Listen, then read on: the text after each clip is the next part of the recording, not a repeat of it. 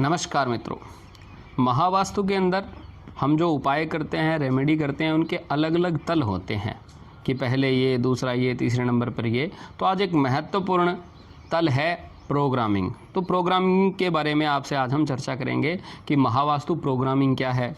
अपन बहुत सारे वीडियो में सुनते हैं कि हमने घर को प्रोग्राम कर दिया, प्रोग्रामिंग करनी है। तो इसके लिए आपको ये जानना होगा सबसे पहले कि ये प्रोग्रामिंग का नंबर कब आता है। सबसे पहले आपके जीवन में जो समस्या आती है उसको आपके घर के 2D स्केल मैप के ऊपर देखा जाता है कि उस समस्या का कारण कहीं आपके घर का वास्तु तो नहीं है।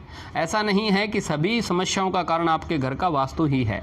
दैव कारण जो है उसमें कई कारण है। वास्तु भी आपका ख़राब हो सकता है, वास्तु दोष की वजह से परेशानी आ सकती है। आपकी कुंडली के अंदर कोई परेशानी है, ग्रह नक्षत्र का ऐसा जोग संजोग है, उसकी वजह से भी दिक्कत आ सकती है। और दैव कारण में और भी है, ऐसे कर्मों का फल या बहुत सारी ऐसी चीज़ें हैं कि जो आपको जीवन में परेशान कर सकती है। तो सबसे पहले हम ये देखते हैं कि आपके जीवन में जो परेशानी आ रही है, क्या वह आपके घर की समस्या देने वाले जोन को मैच करती है। इसको हम कहते हैं लक्षण मिलान करना।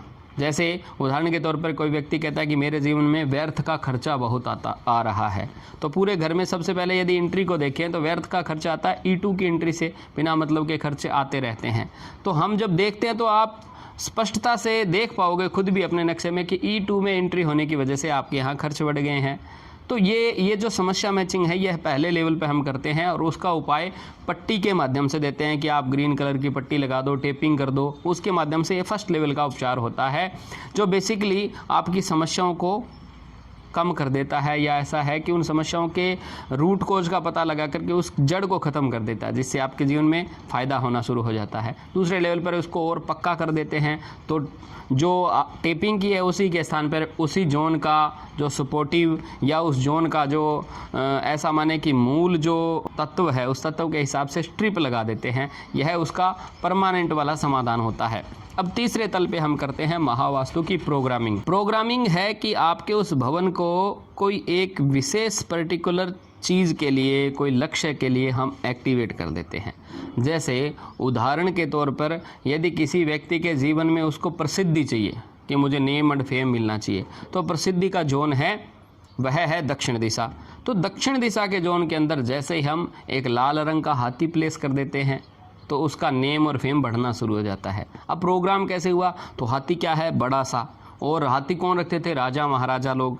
तो राजा महाराजाओं जैसी प्रसिद्धि हो जाए, अपने काम के अंदर आप राजा जैसे नेम एंड फेम हासिल कर लें, तो वह हाथी की रेमेडी आपके यहाँ बहुत बढ़िया काम करती है। इसे हम कहते हैं प्रोग्राम।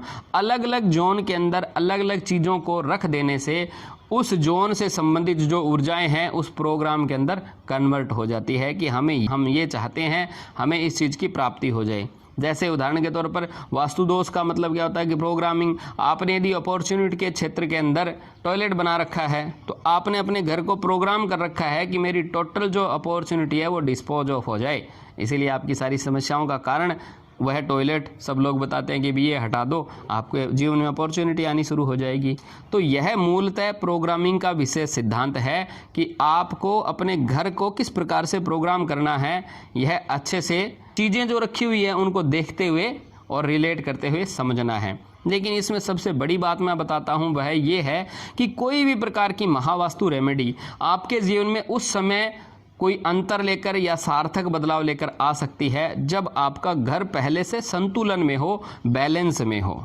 आप बैलेंस और इम्बैलेंस के ऊपर बहुत सारे वीडियो मेरे बने हुए हैं। प्रत्येक जोन का एक तत्व होता है, उस तत्व से जो विरोधी तत्व यदि वहाँ पर उपस्थित है तो वह है उसका सबसे बड़ा इम्बैलेंस है। वहाँ पर कट होना भी एक इम्बैलेंस है। उस स्थान का जो बार चार्ट है उसके अंदर बहुत ज़्यादा बढ़ जाना या बहुत ज़्यादा छोटा रह जाना भी एक प्रकार का इम्बैलेंस है। तो इन सभी इम्बैलेंस के बारे में मैंने अपने जो यूट्यूब के ऊपर जो वीडियो बनाए हैं जोन के हिसाब से, उसके अंदर सारी बातें मैंने डिटेल से बताई है और इम्बैलेंस का उपाय भी बताया है। तो सबसे पहले हमने अपने घर के उन इम्बैलेंस को दूर करना है और फिर संतुलित घर के अंदर ही यदि हम इस प्रकार से प्रोग्रामिंग करेंगे तो यह हमारे जीवन के अंदर एक बहुत बड़ा सार्थक बदलाव लेकर आएगी। उम्मीद है इस प्रकार से आप अपने घर को ठीक ढंग से प्रोग्राम कर लेंगे और यदि कोई गलत प्रोग्रामिंग हो रखी है तो उसको ठीक भी कर लेंगे।